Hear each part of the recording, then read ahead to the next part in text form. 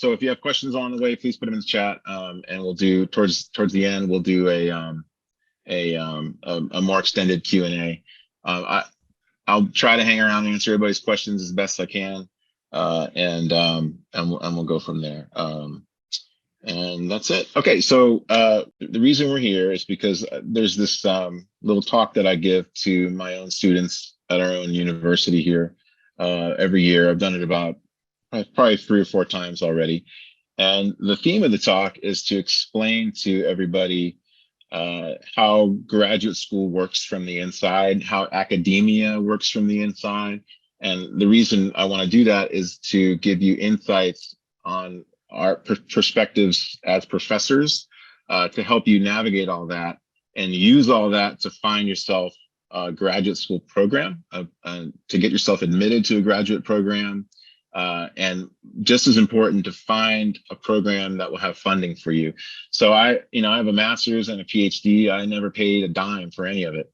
I didn't go into debt. Actually, that's not true. I did take out a very small loan. I was eligible for it when I first started graduate school, because I wanted to buy an electric guitar and an amplifier. So I did that. I paid it back. But you should not pay money to go to graduate school. Now, there are exceptions to that. There are some graduate programs people go to when they're local. Like, for example, our school, for example, like Dylan and Brian, they came here. We don't have a lot of money at Cal State San Bernardino. I'll explain why that is later. But there are certain universities that have money, certain ones that don't. If you get a master's degree at a place like Cal State San Bernardino, one of the smaller regional schools, you might have to pay for it. But the reason you're going there is because maybe you have a family, you can't move. Maybe you have a job, you can't move. Maybe you don't want to move, or maybe the program isn't that expensive and it's just comfortable, or it's easier to get in there for whatever reason. So there's reasons why you might want to go to a program where you have to pay, but generally, I just want you to know that there are programs out there that have money for you, and you're probably going to have to move. You might not have to, but you might have to move. So part of this is going to be your willingness to pick up and go to a new city. But of course, that can be very exciting for some people. For me, it was the first time I moved across the country from Florida.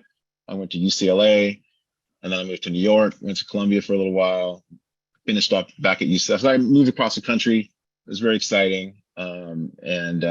It's fun. So if you're able to move, that's much better. If you can't, I understand that too, but we'll still try to work it out. One of my own students actually got to stay local. She took me up on my advice, and she managed to get funding locally here at a different university. So it is possible to use what I'm going to tell you today to find funding locally, but the probability is much higher if you're able to move. Okay. So the first thing I want to do is I want to tell you, this is what we're going to do. I'm going to tell you about the faculty. I want to explain to you, and some of you might already know this, about all the different faculty ranks. The faculty is kind of like military. We have ranks and we have titles, and all these titles mean something. And when I was an undergrad, I didn't understand what they meant. But now that I'm in the business, I know exactly what they mean. And I want to explain them to you, because you're going to need to know what the ranks and the titles mean, because part of this process is going to be me having you email people. And you need to find out who to email. And part of that is going to be knowing how the ranks work. So we're going to talk about the rankings, academic ranking system, and the titles, so you can know who to contact and who not to contact. Then I'm going to explain which universities are the ones that you should concentrate on. You can find a faculty member, but are they at the right university? That's going to give you the highest probability that you're going to find funding.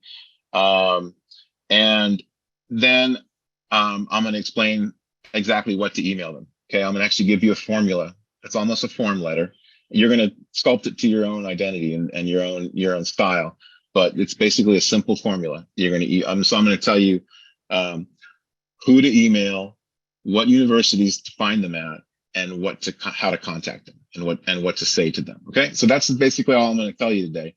And I found that students find this kind of useful. And all I ask in return is that if you follow my advice and you get admitted somewhere with funding, that you please just let me know. that'd be really nice. And if it doesn't work, that's fine too. But I think you'll. And again, I don't guarantee this will work, but I live life in terms of probabilities. I'm just trying to increase the probability that that it's going to be successful for you. Okay. All right. So with that, let me. I'm gonna have to dust this iPad off. I haven't used this since the damn pandemic. Let's see. Okay. So what I want to write down for you is, first of all, the most important thing that you're going to understand. You probably have all heard the word tenure before. Okay, tenure, of course, is the golden goose, the golden parachute of our business. It means it's when a professor gets tenure, it makes us a lot harder to fire. It's not impossible, it just makes it harder, and it allows us to sit around and think about really important things and do the really important work of research or posting to Instagram, whatever the hell we want to do. So, and it's great. If you go down the academic path, the ultimate goal is to get tenure. And so that you might have heard the phrase tenure track. And the tenure track is the process that are the titles of professors as they go towards tenure and beyond tenure. All right. And so these are there's a very specific sequence. Okay. So the tenure track, you start at something called assistant professor. Oops. Gotta remember how to write on this thing. Assistant professor. Okay. That is the name of the person who is starting the tenure track. So when you get hired out of grad school or after you get a postdoc or whatever, you become an assistant professor. Next, you get, usually what happens is after you're assistant professor for a while, you publish and then you get tenure. Okay. And there's the details of this vary by university, but you get tenure, and then your next rank is called associate professor. Okay, associate professor. That's rank number 2. And then, so if you see someone who's an associate professor, they're probably tenured. That's not always the case, but most of the time, an associate professor is tenured, an assistant professor is not tenured. Okay, after associate professor, you do more work and you get promoted. You already have tenure, but you get promoted to the final phase, which is full professor. And the title is just professor. So it's not, when you go to these websites, and I'll show you this, we'll do an example in a sec. When you go to the websites, you're going to see no one's going to be called full professor. They're just going to be called professor. So they're going to be assistant professor, associate professor, or full professor, but you won't see full professor, you'll just see professor. Assistant professor, associate professor, or plain old professor, okay? So those are the 3 major categories, or the 3 ranks of the tenure track faculty. These are the people that you want to contact. You want to contact these people, okay? The reason you want to contact them is these are the ones that tend to have the money, okay? Not always, but they're the ones that usually are going to have money for you. It's not just about the money, but it kind of is, right? I mean, I don't mean to focus so much on the money, except to say that you know, there's no reason for you to pay for it, right? So don't go into debt, find someone with money, and these are the ones that are going to have the money, okay? Okay, now, when you go to the websites and look at faculty, you're going to see a lot of other faculty titles, okay? And I'll tell you what those are. Those are called the non-tenure track. Non-tenure track faculty. And there's a variety of people. Probably one of the common might be something like an adjunct professor. So adjunct professor. Might be something called a research professor. Sometimes these guys are tenured, but it depends on the institution. Research professor. Might be called a lecturer. And this is in the US only. Maybe probably Canada too.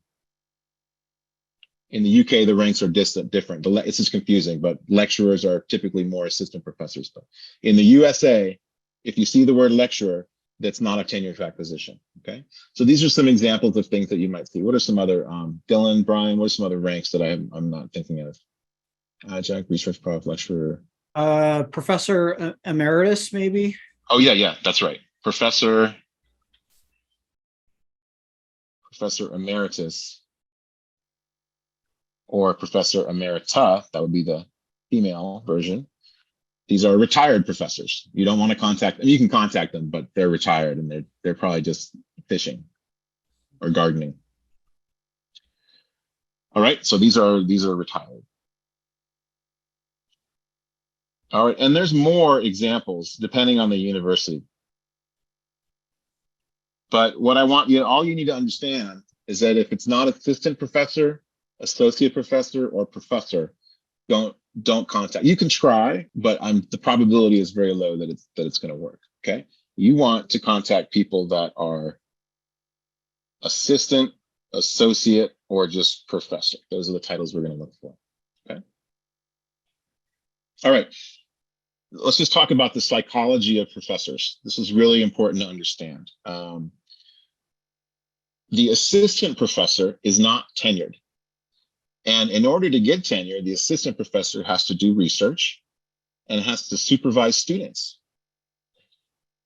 To do the research, assistant professors need student help, all right? So especially at these big universities, it's expected that an assistant professor will have a handful of students working under him or her, and they're all doing a research together. They're part of what's called a research group.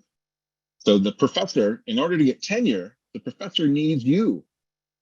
Okay, so they want you. They need you to help do the labor of the research. They need you because you're an apprentice, and they get credit for being your mentor. They get credit for training future scientists. So it's some people, if you're cynical, you can say, oh, we're just there to do labor for the professor.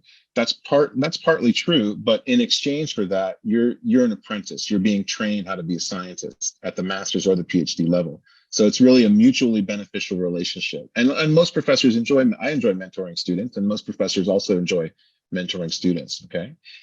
These professors, in order to get tenure, if they want to go from assistant to associate, they need you. They have to show. So when you go up for tenure, you make this big document, you type it all up, and you're going to send this document to some committee that's going to decide whether or not you get tenure or not. Now, in this document, you have to show all the students that you helped. Like it's literally part of the decision of whether or not a professor gets tenure or not, is whether or not students are listed in there. So all this is to say is that they really do want you. Their professors are looking for good students. Another reason they want you is because they have funding, right? So when they write a grant proposal to, say, the National Science Foundation or the whatever grant, NASA or some funding agency, almost all grants are going to have a budget to support students, because that's part of the business of doing science, is because people that give out grant money, they want to give out funding to scientists that can also train students to be scientists. That's just part of the whole, why does the federal government give out money? Well, partly to do science, but the other justification is to train students. So they need you to be in their research group, to get tenure, to help do some of the work in the lab, and also to fulfill grant requirements. Okay, so there's a lot of reasons that they want you. Okay, now that's the assistant professor, just to get tenure. They really are going to want you. Okay, when you're the associate professor, you're a little bit more relaxed. You have tenure, but most professors are still going to want to have you in there, because they want to establish this big research group. They want to be promoted to full professor, so they're going to need to show that they have students. They're continually producing students. They're continually producing science with students. They're making publications. So associate professors still want you. Full professors is kind of a mixed bag. Sometimes you can get full professors, once you're full professor, there's nothing else to really do. I mean, there's certain things you can get. You can apply for more money, but you can't get promoted. You can't get tenure because you're already tenured and promoted, basically. So some full professors are going to still want students. Some of them may not be. They may be sort of getting towards retirement. So it's a little bit of a mixed bag with full professors. I would encourage you to contact mostly assistant professors and associate professors, and you can try the full professors. That's fine if you want to try that. Okay. Okay, so let me give you an example. I'm going to go to a website and I'm going to show you how the ranks work. And we're going to go, someone type in a university. Give me a good big research university, and we'll go to that one. Okay, UCSB. Let's stay in California. UCSB. That'll be a good one. Okay, let me let me share my screen. Okay. Okay, so here we are. We are now looking at, I'm screen sharing the Earth Science Department at the University of California, Santa Barbara, a well-known party school. But they, believe it or not, they do a lot of, they do some research there too as well. Okay, so this is what I want you to do. So UC Santa Barbara is a great place to go to because that's a research school. I'll go over that in a second. But the first thing let's go to people. So anytime you go to you're going to want to go to a geology department at some university and look for the word people or faculty. And then we're going to click on people. And then let's just look through to see the ranks. And here they tell you the ranks right off the bat. This is a really, I'm glad we went here. This is really, this is very helpful. So right here, Stanley Alramick, I know that he's kind of famous guy. I can't pronounce his name. Alramick. Anyways, it says professor, right? That means he is a full professor. He is tenured and he's promoted to full professor. Okay. Let's scroll down a little bit. More professor. Oh, look, an associate professor, Zach Ilon. Okay, he's in seismology, tectonic physics. He's at the rank of associate professor. Okay, so this would be a good person to contact because he hasn't been promoted to full professor yet. He's been tenured because he's associate professor. Okay, let's find this. Here we go. Here's a desperate young assistant professor. Okay, Jen Lee, assistant professor, geomorphology, geochemistry. This is a great person to contact, okay? An assistant professor. This person is hungry. This person really wants you, okay? They might be full. They might not need you, but I'm just saying it's a good person to contact, okay? Here's another associate professor. If I scroll down, associate professor, professor chair, assistant professor. Okay, here's a variant, associate teaching professor. This one is probably not doing as much research because they have a different appointment. So you could try to contact them. I would not worry about it, but you could try. They may have funding. I don't know, but this is a slightly different title. Roberta Rudnick, she's a very, very famous petrologist. She used to be at Harvard. Now she's at UCSB. She's appropriately a distinguished professor. She's done a lot of work on continental crust. She has a title of distinguished professor.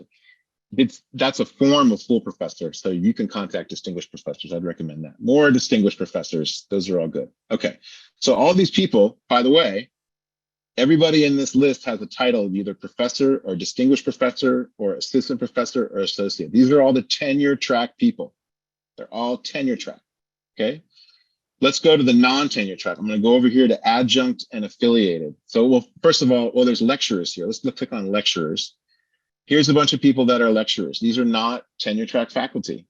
I would probably not email them because they're probably not going to have funding for you. Okay. John Moore.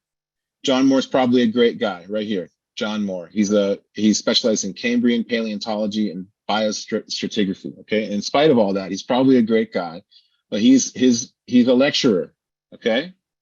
And so he's probably not going to have a research group. He's probably not going to have a lot of funding. He might, but he probably won't. Okay. Let's see. Those are lecturers. Let's go to emeriti. Again, these are the retired professors. So all these people, Tanya Atwater, one of the most famous tectonics people. She kind of wrote the book on a lot of Western tectonics. She's a distinguished professor appropriately, but notice how it says emerita. That means she's retired. So she's fishing and gardening. So she probably doesn't have money for you. She might give you advice, but she probably doesn't have money. Okay. Let's go over to the adjuncts, adjunct and affiliated. These are all the affiliated and adjunct. I would not bother emailing them because they're not going to have a research group. They're not going to have a need. They're not trying to get tenure. They're not trying to get promoted. They're probably not going to have money for you. All these adjuncts. Okay. Doesn't mean they're not great. If you go to UCSB, you probably know some of these people. They're probably really great people. That doesn't mean they have money for you. Okay. All right. So that's just a review of like how to use these ranks and how to spot the people to email and ignore the ones to not. Okay. Okay, now let me stop the share for a second. And we'll take a second. Anybody have a question before we move on about the ranking system? Usually when you ask if people have questions, they don't have questions, and that's fine. Okay. Brian, Dylan, anything to add about the ranking system? Nothing to really add right now. I think you covered it pretty well. Well, thank you. Brian? Okay. Oh yeah, right. You're good. Yeah. Okay. All right. So now I've explained who to contact, but now where to contact. What university should you contact? Okay. So let's talk about that. The answer is that there are certain universities are actually designated to be what we call high research activity universities. So if you want to be paid to go to graduate school, you're going to want to go where the research money is, because that's where your money comes from. It comes from grant money, basically. It comes from grant money that flows through the universities to pay to pay your rent and your Netflix bill. Okay, that's how it works. So which universities are these? So I work at Cal State San Bernardino. As I said, we are not considered a research university. I have a little grant money. I don't have a lot. I have some. We have a little grant money here, but generally, you email one of us, we're probably not going to have anything for you. So the Cal State system is not particularly good, but the University of California system, the UCLA's, the UC Berkeley, the UC Santa Barbara's, those are research universities. So what does that mean? And who decides who's a research university? Well, the answer is the universities kind of decide for themselves whether or not they want to be a research focused or a teaching focused. So my university is a teaching focused university. The other universities are research focused. And so where do we find that list? It is literally a list, and I'm going to go to it right now. I'm just going to go to Wikipedia, our good friend, and I'm going to show you list of research. Okay, here we go. Go to Wikipedia, search for the list of research universities in the United States. And if you see this word, the Carnegie classification of institutions of higher ed. Andrew Carnegie was a steel magnate. He was sort of like the Bill Gates of his day, but he made his money in steel. And Andrew Carnegie gave a lot of money to many institutions. And for some reason, his name is attached to the organization that decides how to classify universities. And so what you're looking for is the Carnegie classification of research universities. And they have a specific classification for this. It's called an R1 universities. And so here it is right here. Let's see if I can zoom in. Universities classified as R1 universities. These are the places that you want to go contact, okay? And it says doctoral university. So that's kind of in the name, right? These are universities, they have such a high research activity that they're training doctoral students. They have a very high research activity. There's a lot of research money there to pay you. Now, that doesn't mean you have to be a doctoral student. I know some of you guys probably want to be a master's student, and that's perfectly fine. But there's still more money there for master's and PhD students, okay? And so R1 is the magic word, okay? Research, R stands for research one. The tier one universities for research, okay?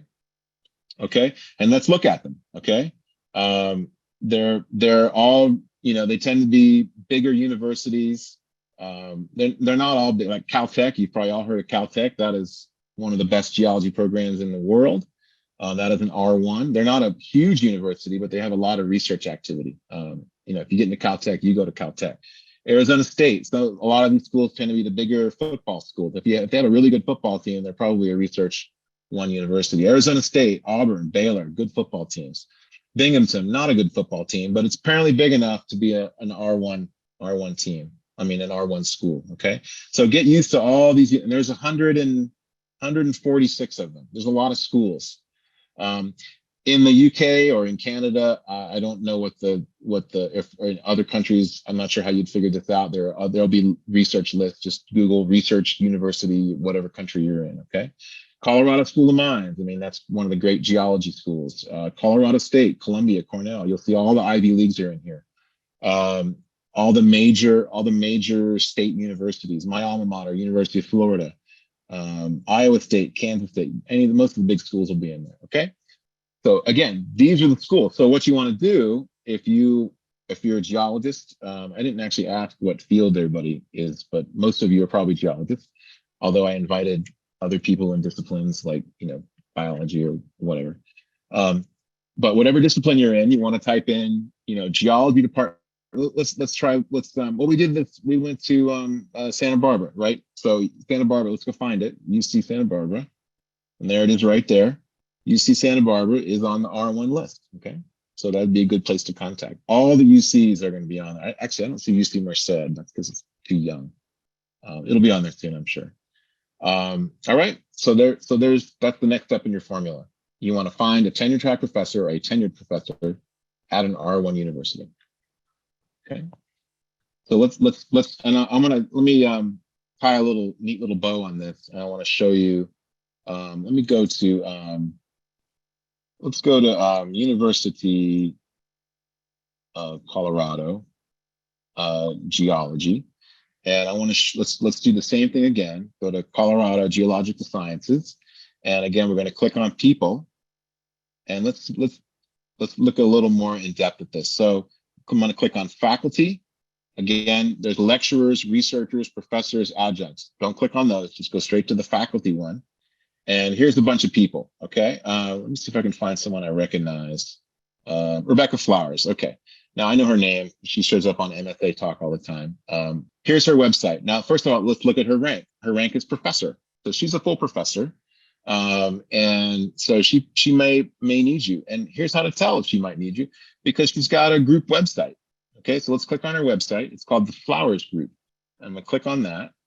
And this is her website. This is her topic of what she does. There's her name, there's her rank, professor.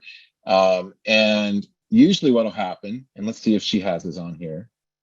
She'll talk about her research, but she'll usually have a link to her research team. Okay, so here's our research team. I'm gonna click on this link right here, our research team. And here we go. These are all the people in her research group, okay? So you wanna find a tenure track or tenured faculty at an R1 university that has a research group, okay? Because this is where you're gonna be. This is what you're gonna ask, you're gonna email Rebecca Flowers and ask if she's accepting students in her research group. This is a very good indication that she wants students. She likes students, she wants them, she may have funding. She's got a lab manager, she's got a postdoc, that's somebody who does science after they get a PhD. She's got PhD students, Spencer Ziegler in the German. Spencer Ziegler, Bara Peak, another PhD student here. Let's see, she has a master's. Morgan Baker was her master's student in 2022. So there's this whole sort of paper trail of students that she supervised. That means that this professor, Rebecca Flowers, she has a research group.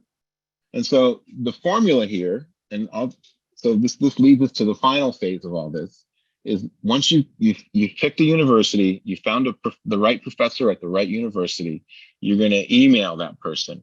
And all you're going to do, you're not going to say, hi, me like geology, do you have money? That's not what you're going to say. Okay, that's rude, right? You don't, it's like if you're on the dating scene, if you see a pretty girl in a bar, you're not going to walk up to her and say, hi, you be my girlfriend. It doesn't work like that. You talk to her, right? You have to have a conversation. You got to be indirect. So here's the key to being indirect with a professor. You do not ask if they have funding. You ask the following, and I'm going to write this down for you. I'm going to do a new share. I'm going to go on the whiteboard and I'm going to type this out so that you can copy it. Are you currently accepting new students in your research group? Okay. This is the magic phrase. Okay. This is why you guys are here. Okay. Are you currently accepting new students in your research group? It says nothing about funding. Okay. But the truth is that behind the scenes, if anytime a professor at a research institution with a research group gets an email like this from a student, the first thing, well, first they're like, is this person interesting? Are they qualified? Do they seem like a good person? I don't know. But simultaneously, they're wondering, do I have any funding for a student? So by asking if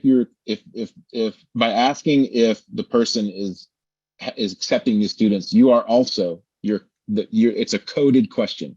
The question is triggering a response in the faculty to think whether or not that he or she has funding for you. You're actually asking if they have funding. Okay.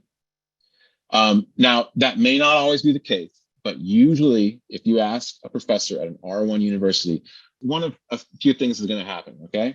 So possible outcomes. There's a question in the chat here. Do we need to specify MS or PhD? I would do that if you know what you want to do. The second one, is there something specific to use as an email subject? Yes, please don't just send them this, send it. Okay, I'll talk in a second about what else to put on there. Okay, this is don't just send this. Okay, you got to like work it a little bit. Okay, be a human being. Got to make a human connection. I'll talk about that in a second. That's a great question. Okay, possible outcomes. 1, no response.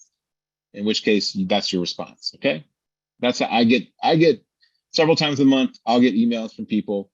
I don't respond to them. Sorry, we're busy. All right, no response. Or they might respond like this. Sorry, I don't have funding. Any funding. Cannot type. No. Okay. They might say that. Okay, that's a totally legitimate, because that kind of explains why they wouldn't. Okay, they might, or the response that you want is, yes, I have funding for, say 3 years for a master's. Actually, you don't want to, 3 years or whatever for blah, blah, blah. Okay.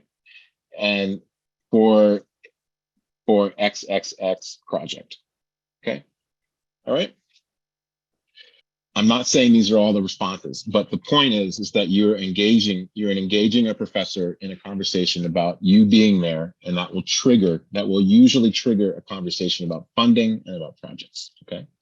Now, what else should be in there? So let's write a letter to Rebecca Flowers. Okay. Where is the, okay, let's go back to her website. What I'm going to do, I'm going to click on her again, and we're going to go to look at her website. Now, what I want you to do, this addresses Ashley Ray's question. What else should you do in there? Well, the most important thing is you should just be real and authentic. Okay. And obviously, why are you even in this, right? Presumably there's some field that you like. There's something in geology or science that you like, whatever it is. Okay. So whatever class you took, I hope you have a specific interest, right? It's going to be much better if you just say me like rock. That's not going to be very interesting. Okay. You want to say something like, so let's look at her page. She does thermochronology and geochronology. That's a sort of a branch of metamorphic petrology, tectonics. Let's see what she does. I'm just trying to make this simple for everybody. These are some pretty big words here. Let me. I'm sorry. I'm gonna find somebody different, just to give us a chance to look at another research group. Let's look at who would I know? Oh, I know. We'll do Alexis Templeton. Okay, I've met her. I met her at a conference before. She does a lot of like, here we go. Templeton geomicrobiology lab. She does geomicrobiology. Okay, that's sort of like a type of geology where they do biology, but it's pretty cool. They do prebiotic chemistry, things like that. Okay, but it's a field, and maybe you took a paleontology class or some geomicrobiology class. She works with serpentinites. This is why I know her, because I like serpentinites. But she's interested in, let's see, she's interested in early life, astrobiology. So I think that's a little bit easier. So here's what we would do. You would find, here's Alexis, Dr. Templeton. She's a geomicrobiologist, specializes in microbe-mineral interactions. So how do you make a connection with her? Well, first of all, you should have a connection, right? Don't just like bullshit her. You got to say something like, Dr. Templeton, one of my favorite classes in my undergrad was a geomicrobiology class that I took from Professor blah, blah, blah. And I'd really like to pursue that in graduate school. Are you currently accepting any students in your research group? Okay. See how normal that sounds? All right. And hopefully it's real, right?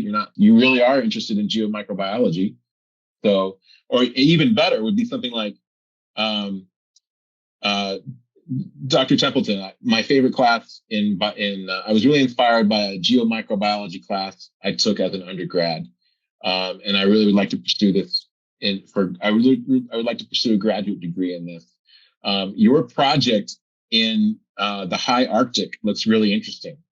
Are you, you know, are you currently accepting any students in your research group? Okay.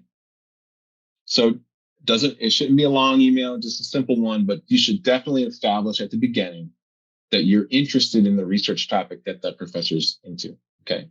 You'd be surprised how many weird emails I get from people. They'll be like, I got my degree in petroleum engineering, or I got my degree in remote sensing or something. And I think I'd be a great addition to your research group. First of all, there's nothing on the website that suggests I have a research group. Second of all, 4 seconds of Googling would show that I have no interest whatsoever in petroleum geology and remote sensing, yet people still email me somehow thinking I'm going to like invite them to be a student. Like, I don't know what they're thinking, right? Like, I do petrology, mineralogy, things like that. So like, at least get the topic right. Okay. So here, let's go back to the, let's do one more person. Let's go to Suzanne Anderson. Okay. Let's go to her. She does geochemistry in the cryosphere. She works on ice dynamics and hydrology. Okay, so that's a straightforward thing. So let's write a letter to Suzanne Anderson. She's a professor. She's at an R1. I'm going to write a letter right now to her. Okay, she's interested in physical. So she does work in Alaskan glaciers. Okay, all right. So let's remember that. Okay, her name is Suzanne Anderson.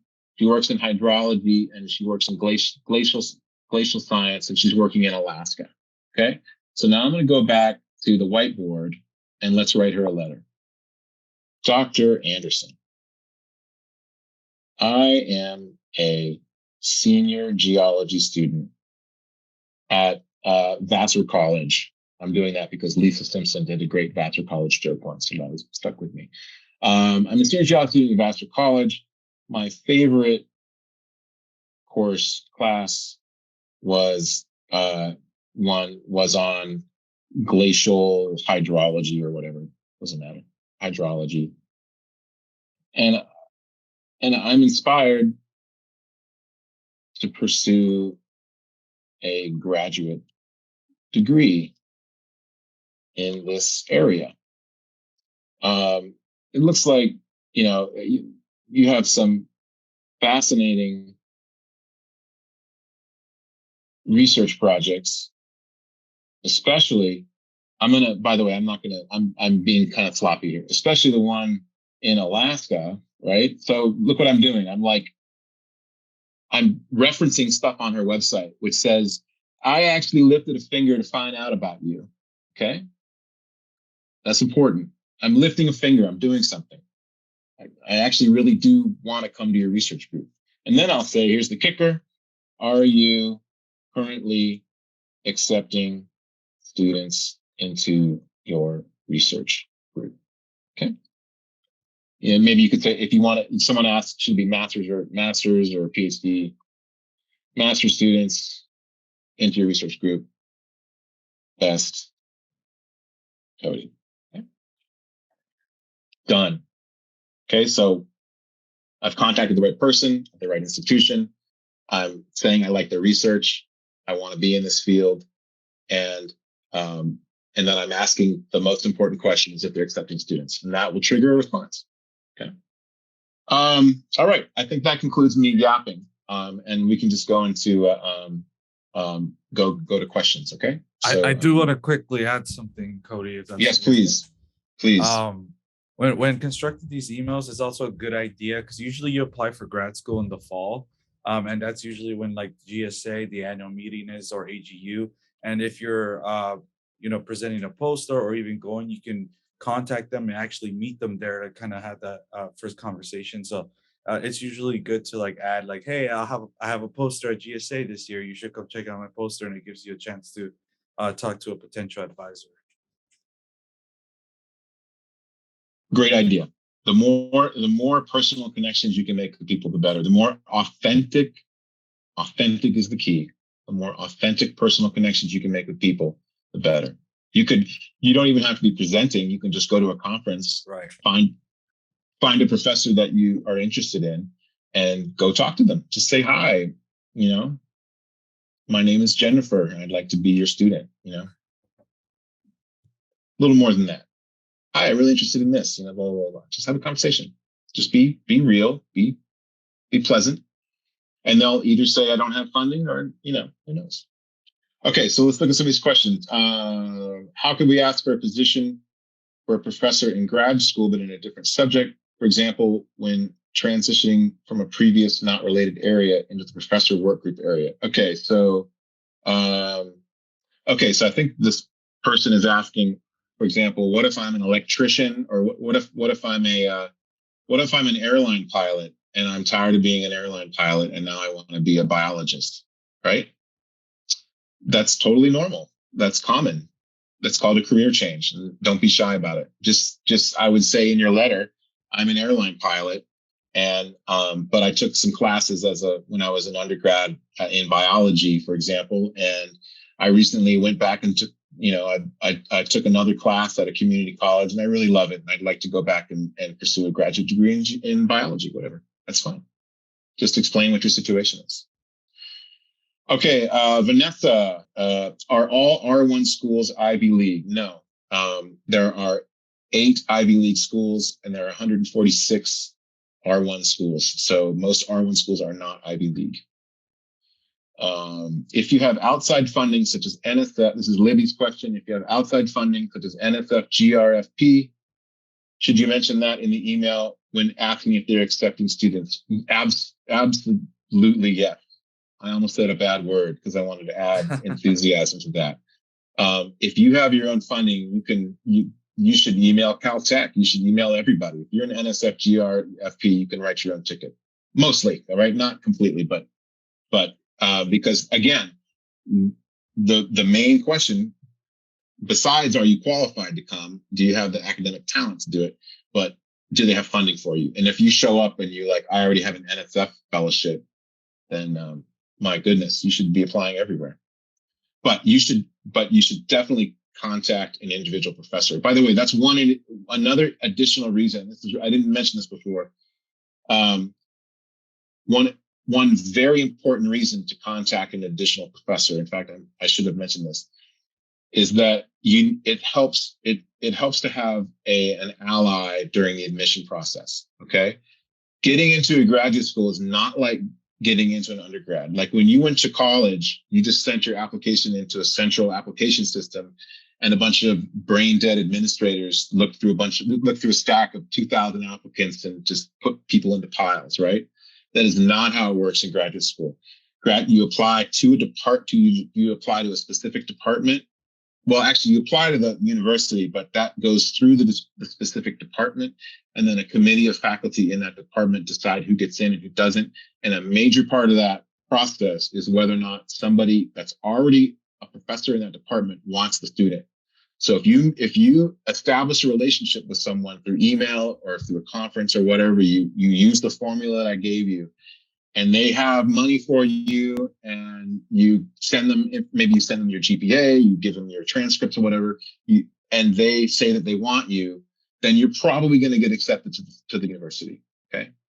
So absolutely establish that individual relationship with people. And that applies also even if you have funding, you still want to find that one person. Okay. All right. That was a long answer to that one.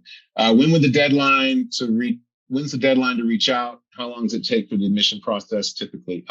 That varies by university. Most universities, some have rolling admissions. You can apply anytime. Most are probably going to have an application deadline in December, January, February, something like that. Okay. So that's an important part of the process. All right, H. Harvey, I've heard it's not recommended to do your graduate degree at the same school as your undergrad. Could you explain why? I think that's mostly superstition. I think one of the reasons you might want to go to a different place is to have exposure to new people, and that can be a good thing. But I know there are many successful scientists in the world who've gotten their undergrad and PhD at the same institutions. Yeah, just to quickly add on, Harvey. I thought about the same thing. I went to CSUN for my undergrad, and I wanted to stay there for my graduate degree. But my advisor was like, I would love to take you, but I really want you to go out there and like check out another department, meet some new people. And trust me, it was the best decision, I think. So you don't have to do it, but whatever you feel comfortable doing, you could totally stay. It's not a big deal. Yeah, and at the end of the day, also, who has funding for you, right? Exactly. If you have a funded position, if you have a funded graduate program at your university, and you can't find it anywhere else, don't pay for it. You should stay where the money is. Okay. But I don't think there's anything inherently bad about it at all. Although there are many benefits to moving around. One thing is, I mean, I met my wife when I went to graduate school. She wasn't a geologist; she was in the journalism program. But they had one of the fun things about grad school is that you show up in a new place with 30 other people who are also showing up, and they don't know anybody either. So you make a lot of great friends instantly. And you might even make 3 children with one of them, like I did. So she wasn't a geologist; she was a journalism school. It was free beer night by the graduate student club or something. Anyways, it happens. Do you have any advice for undergrads? This is from Marjorie. Do you have any advice for undergrads not going directly into graduate school in terms of reference letters in general? So should you take time off and go work or do whatever? It just depends on your situation. I think it's good to go work for a little while.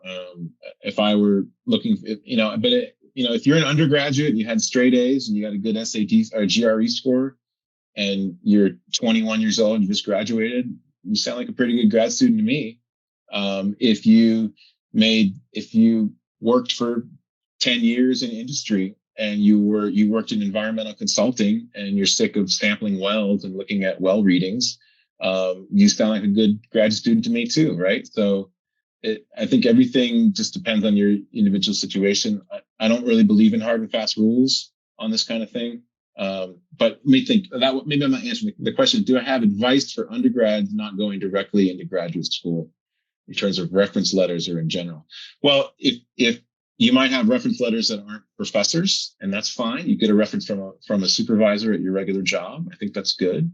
Anything that shows that you're a conscientious employee is a good thing. I think having experience in the work world is also good in terms of helping you navigate grad school and understanding what you're going to get out of it. That can help as well. I don't know if I answered that question very well. All right, from Shane, any advice for older folks who've been out of school for a few years? My advice is to just not worry about it and just go to school. I've been around students of all ages. I have students undergrad. In fact, I have a student right now who's an undergrad. I'll see her in petrology next year. She's in her 60s. So, don't worry about it. My step grandfather, he started law school when he was like 62. So there's really no, I went to graduate school with someone who was in her 50s when she started at UCLA. And so there's really no, myself, I started grad school. I kind of dicked around a little bit. And then I went back. I ended up finishing my PhD at just after my 37th birthday. But that's just how it happened for me. So don't worry about it. I know when you get older, it's a little tense worrying about timing and do I do things by certain times. But life is complicated. Don't just go for it. Bodhi, our friend in Taiwan, will it be a hassle for professors to accept international students? It might be. There's some visa stuff that's at play. I don't have a good answer for that, to be honest. So I would talk to individual faculty members about that and find out what the issues are going to be. I don't know if international students qualify for in-state tuition ever. So at the bigger schools, what they're going to want you to do. I went to UCLA. They're like, okay, your first year, you're out of state, but you better establish residency because the tuition is lower. We don't have to pay as much. That may be more complicated with international students. I don't have a good answer for that. Sorry. Lior, are there any downsides from going straight from an undergrad to a PhD program, or is it recommended to complete a master's first? If you think you want to get a PhD, I just go for it. Don't waste time getting a master's. Just go for the PhD. So here's a dirty secret about a PhD. I'll give you a little spiel about this. Your PhD is an admission ticket. That's all it is. Okay. People stress out about what they do for their PhD, where they go. But really, the most important thing about a PhD is that you finish it, and that that you're productive, and that you do it without any debt. That means someone paid you to do it, and that you have a pretty good mentor that can help you. Because once you're done with your PhD, you just go off and start a science career. I mean, that's harder said than done. I don't mean to make it sound so easy. But I would just go straight for the PhD if you think you want to do it. On the other hand, if you're not sure, I think a master's degree is a good idea because it gives you a little bit more firsthand experience of what it really means to do research. I'll be honest with you, some research is dreadfully boring. And one good test for this, go ask a professor for a scientific journal article, and you pick up that journal article and try to read it. And if you get bored, then that's a sign, maybe try a master's, or maybe go work at Starbucks for a little while you sort it out. Okay. All right. I'll tell you my path. So by the way, I got a degree, undergraduate degree in, God forbid, geography. And then I toured in bands playing music. And then I decided I want to go be a geologist because I came to my senses. I don't know if that's coming to your senses. So I went back to school for a few semesters to do what's called post-baccalaureate work to get more geology courses. Then I got a master's degree. And then I took time off and I worked for a little while. I didn't think I was going to go back. And then I went back in to get a PhD. So my own path is really circuitous and, whatever. That's, here I am still here. All right. So I'm one of the people that did a master's first and then got a PhD. So, Kendall, in terms of geology master's degrees, do most of them require the GRE or other testing? If test optional, do you recommend taking these tests? Yeah, I think a lot of places are going test optional. So I don't really know how this is going to sort itself out, by the way. Here's what I would do. I would try to practice the GRE and get as good a score as you can. And if you get a really good score, like something like 85th percentile or higher, or then I would definitely submit that for sure. People are going to pretend like they don't care about GRE scores, but if you send them like a 90th percentile GRE score, that'll get some people's attention for sure. But I don't know. I don't know how this is gonna play out. By the way, you can study for the GRE. You do not need a fancy tutor or anything. Just go to the library and get a book that has practice tests, and just take a bunch of practice tests, get some flashcards for the words, and just do it as many times as you can stand it, and that'll help increase your score. Dylan or Brian, you want to chime in on any of this? Yeah, I know a lot of schools are becoming optional. I think it doesn't hurt to take it, but don't let that be the deciding factor to determine if you should apply for grad school. Just do it. Yeah, I took it. I got a good math score, but I got a terrible English score. It didn't matter because I still plumped up my CV and all the extracurriculars. So, like I said, it's not a do or die. Yeah, I agree. It's something that I took, and like Brian, my English score wasn't as high. I actually ended up taking it a couple of times to try to improve my score too. But this is also back when it was just standard that GRE was required for even going into a master's program. So if you're not satisfied with your score and you think you can do better, you can, pay the extra $100 some odd and retake the exam. So if you're a mathy person, I wouldn't really get too worked up about the math portion. I mean, just practice a few times and you should probably do well. But if you're like me, practice, writing essays and looking at those crazy vocabulary words that they'll throw at you. Yep. Okay, good. Advice for applying if your undergraduate GPA wasn't great, but you did some undergraduate research. That might be a case where when you say it wasn't great, I don't know what that means, but I'm gonna write a number on this paper. Let's say 2.5, right? Yeah, that's not a great GPA, but if you did some research, that may counteract the fact that you didn't get a great GPA. Here's what I'd recommend doing. You might want to take a class or two to show that you can make an A. Like be a post-bac, maybe take a class, maybe even if it's an online class, just to show that you're reformed. Because if someone has a 2.5 GPA, I might be like, I'd want to talk to them. Maybe explain what happened, but I'd like to see a little bit of change in direction, probably. So there's a lot of ways to do that. Online classes, take a local geology class or whatever your field's in, but definitely hype up the research, or maybe get involved in some research, try to counteract that. But I think research is a good way to counteract a mediocre GPA score, especially if it's published somewhere. It'd be nice. Okay, Ellen asked a question. Someone had asked what to put in the subject line of the note. Can you go back to that? Okay, so what to put in the subject line of the email? Keep it simple, the fewest words possible. Something like graduate school inquiry, something like that. Or potential graduate student with a question mark, a couple of emoticons. Don't put emoticons.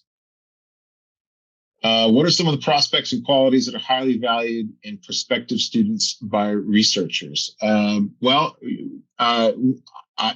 I'm going to want to see people that have demonstrated academic ability, intellectual ability. So I'm going to I'd like to see good grades.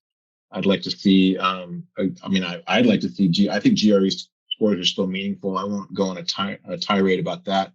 But it'd be nice to see that. But equally as important, we'd like to see, like, what did you actually do? It'd be nice to see someone's actually engaged in research. This goes back to the previous question. As an undergrad, did you do any research? That's nice to see, right? Because the whole point of graduate school is it's an apprenticeship in being a researcher. So I want to see that people have actually engaged with research. That would be really nice to see. Okay, Ethan asked, without a background in economic geology in undergrad, without a background in economic geology, how should I present myself as a candidate for an economic geology master's program? I received a classic geology bachelor's degree. I don't think you need to worry about that at all. If you're trying to get like most people in undergrad, unless they go to like Colorado School of Mines or one of the mining schools, or maybe one of the Texas schools, most people don't study economic geology very much in undergrad.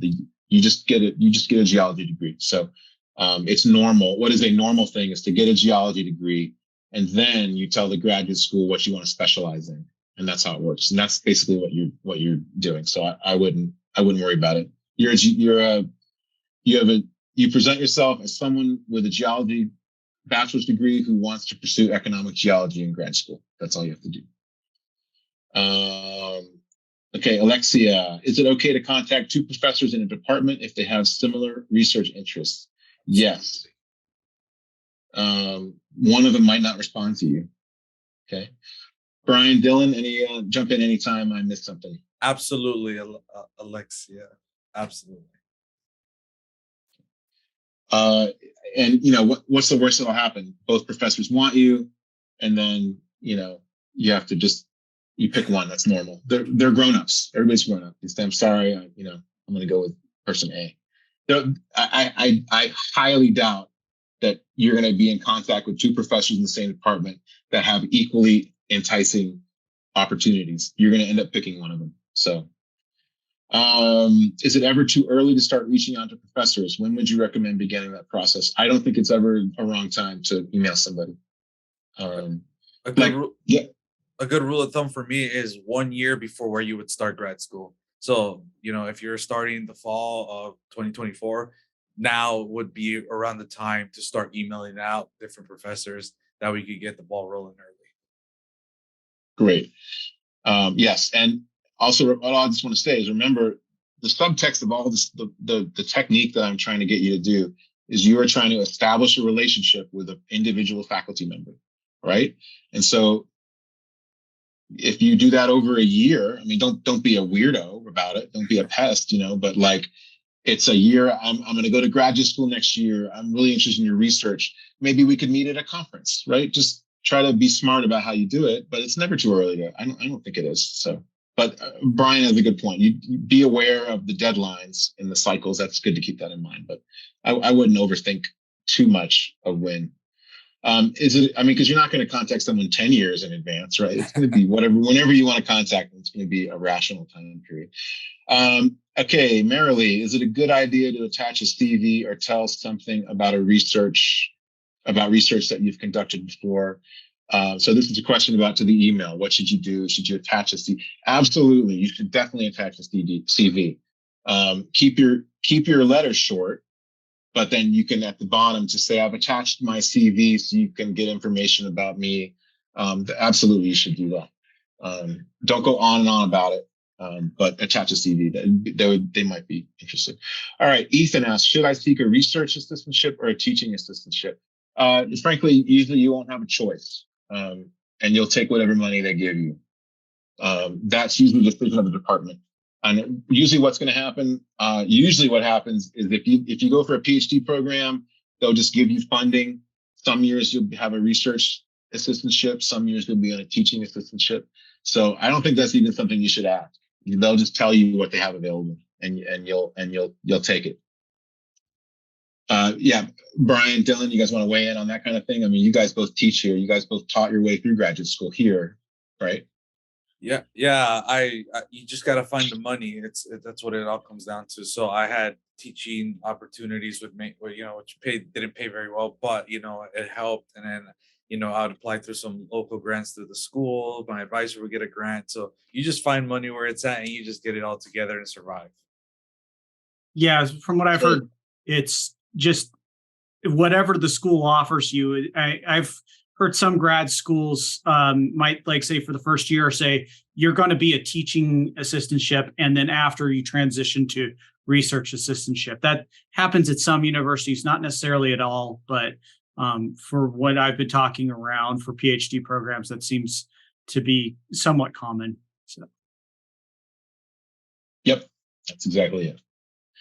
Okay, Vanessa, I've been told that it's important to base your interest on a good advisor and their work and not the school. Would you just do research on each professor? How can you tell if it's a good school or advisor? Great question. So that is, I'm going to ask the question in a different way. Would you rather have a good advisor at a lower end school or a bad advisor at a high end school? I don't really know the answer to that. The most important thing, I think, is to follow your interests and make sure that you are doing something you're interested in, because that's the most important thing to get you through grad school, in my opinion. Do you actually like what you're doing? And so from that frame of mind, I guess that's embedded in my advice, which is to find individual people. But that said, if you can find a person that does research you like at, say, a UCLA or Stanford or Brown or a high-end school, that's the best of both worlds, right? I would say the most important thing is to match your interest with the professor. It is possible, and I've seen this many times, where when I was in graduate school, they would accept a student to a department and they didn't know quite what they were going to be doing. That's pretty normal. I would not. You can do that. You can just apply to Cal Berkeley and they might let you in, and then you figure out what to do once you're there. You could try that. And I'm not saying that won't work. I just don't think that's the best way. I think the best way is to find someone. And the second part of the question, how can you tell if it's a good school or a good advisor? Well, I mean, what is a good school? That's a philosophical question. Mostly it's, does the school have a good reputation? And so it's mostly about the department, not the school, by the way, although that's not necessarily true. I mean, the rest of the world, if you get a degree from Princeton, they're just going to see your degree from Princeton and they're going to assume certain things about you that are good, How can you tell if it's a good advisor? That's where the communication comes in. If they seem responsive, if you have a phone conversation or Zoom and they seem like nice people, they're probably nice people. There are sociopaths, so you might meet someone who turns out to be a horrible advisor. But what happens if you go to grad school and your advisor's a jerk? You can usually change advisors, and hopefully if you're in a big enough department, there'll be enough people. So that's something to consider. I don't know, but I've never had a problem with having a jerk as an advisor. I have heard those problems before, and that's solvable. But you can't know until you show up at some point. How can you know if it's good to marry somebody, right? At some point, you just got to have faith and marry them. All right, for California transfer students, what schools would you recommend for geology undergrad programs? Any UC, any Cal State, they're all any of those are fine. And in the California system, the California state system is a little more teaching focused. They tend to be smaller departments in terms of number of faculty, not as much research. If you think you might want to go to research, I would try to go to a UC school because they're going to have a bigger research program and you can get involved in a research group as an undergrad. And that's going to be really good when you try to find, that will help you find a grad school if you think that might be something you want to eventually do. But it doesn't really matter. It's California. We got the rocks out here, so you'll be fine. As a general rule of thumb, the more faculty are in a department, the bigger the department is, the more it has to offer. So if you find a department that has like 3 faculty, it's probably okay. It's probably gonna be good, but versus one with 10 faculty, there's just a little bit more vibrant. And that's not the school's fault. That's just have to do with, that's geology. We never get thousands of majors. We get like 50 to 100 maybe. All right, next question. Ellen, do you think these R1 universities appreciate terminal master's candidates or are the PhDs getting all the attention? That's a good question. I think realistically, there probably is a little bit more of a favoring PhDs, but it's going to be very dependent on the individual faculty member. I don't let that stop you. Just ask and find out what happens. I've been encouraged to take more than the degree required advanced math and physics class before grad school. Is this something you suggest to students planning on going into a PhD program in planetary geology, more generally? Absolutely. Your transcript, that's one way that you can show intellectual ability is that you went beyond and you took additional math and science classes, especially things like math, physics, and chemistry. I mean, it's one thing to take geology classes, but geologists love when people have taken extra math, physics, and chemistry. Okay, because that stuff comes up so much, and especially in research programs, a lot of stuff goes really deep into physical chemistry, or for seismologists, like if you want to go into seismology, you should take like a mechanics class, right? Like a good hardcore mechanics class. You should take, and this probably goes through. I would find a professor to talk to in your department if you're still a student. And ask them to recommend some classes that you would take, or the person that if you email the faculty member far enough in advance, I'm a senior level in geology. I'm really interested in seismology. I have an extra class. What class would you like me to take? You could ask around, see what people want to take, but absolutely take some advanced classes. If you have room in your schedule, you have time and the interest, like take a differential equations class. Oh my goodness, that'll make you pop out. For sure. As somebody who wants to go into planetary sciences myself, yes, do as much math as possible. I've seen the research papers. You do need a lot more math than just single variable calculus. Also, a skill that you may want to, if you have time in your undergrad for that, is programming. Pick up some programming language like Python, and that might help out as well. But I mean, of course, then, as Cody had mentioned, talk to the people that you want to do research under, and they'll maybe direct you to other things to maybe focus your attention on. So, yes. So, and please, I'm happy to answer questions in this context, but I cannot stress the importance of finding a local mentor for you, to find someone to talk to that can help you with your specific situation. It's extreme. I'll put it like this. It's very rare that a student comes and knocks on my door and asks for genuine advice on like careers and what to do. Most students, and that doesn't mean they're bad people at all or they're not interested. I'm just saying it doesn't happen very much. So don't be shy, because it's not like people are beating our doors down asking for advice. Go find a professor you like in your department, knock on his or her door, make an appointment to have a little conversation about what you should do to set yourself up for graduate school. And they'll give you specific advice for your situation. Please do that. I can't recommend that enough. All right, a few more questions. Would it be a good idea to contact current or past students for information on the selected advisor? Sure. I don't see why not. Be friendly about it. That's probably not a bad idea.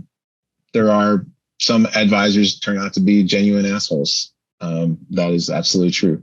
But you never really know. Last question. Any recommendations on getting your own funding for research? I don't know, just look around and apply. I guess there's like NSF. There's student funding you can get. I think someone earlier said they had an NSF student grant. There are these grants that you can get from like NASA, NSF, various things that will fund you as a student, and they go wherever you go. So I don't know many of them offhand. So I would go look up. So, all right. Anybody have any last words? Thanks everyone for showing up. We appreciate this, and yeah, I look forward to hearing through Cody if you get into any grad schools. Let us know. Absolutely. That's all we ask. Just please email me. Let me know if you got into something. That'd be nice for me to know. Appreciate that. All right, everybody. Thank you, Bryan. Thank you, Dylan. Mm-hmm. Of course, Bryan is at Earthquake Dude, Dylan at A Student of Nature. Thank you guys very much for helping out. And everybody else, have a wonderful day. I will end the meeting now. Okay. Good luck, everybody.